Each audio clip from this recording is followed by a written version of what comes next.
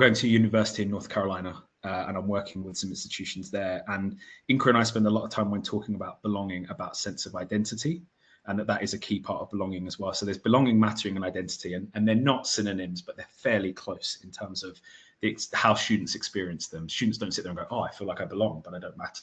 It's kind of all one thing. Looking at American universities, and I appreciate it's a very different system. They pay a huge amount more money, and there are different sets of expectations with that. The sense of identity that I've seen with the universities I work with is so much higher. And there is such a clear sense of what these institutions are that I don't necessarily see reflected in UK institutions outside perhaps of Oxford and Cambridge that very clearly know what they are, and they're unashamedly that.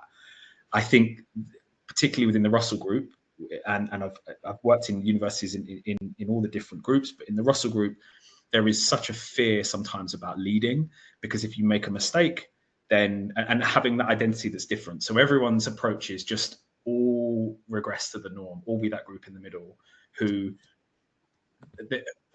for want of a better term, by not being bold, by not building an identity for students, by building a brand that students can't use, for example, on their merchandise, so they can't come to university with the university on their hoodie because they're not allowed to, that doesn't build that sense of identity. It doesn't build that confidence that students can have. And I think, to answer your question, there are other examples as well that we've seen in Australian universities. So some of the partners we work with there, where there is a greater sense of belonging because of the focus put on what does the university mean to students. Whereas I think in the UK, we're definitely not there yet, but we're not there yet, at least in my experience, of identity and how students relate to their studies. So students have, in my experience, students have a really good sense of belonging to their academic department.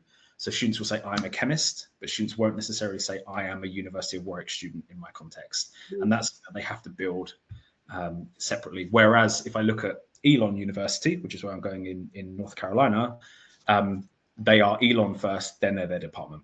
So they all wear the identity of the university. Yeah. Yes. And that doesn't just last while they're at university. That sense of belonging goes years beyond in terms of being an alumni. And so they have homecoming days where people from 40, 50, 60 years ago still come back and spend time at the university, whereas we don't have that.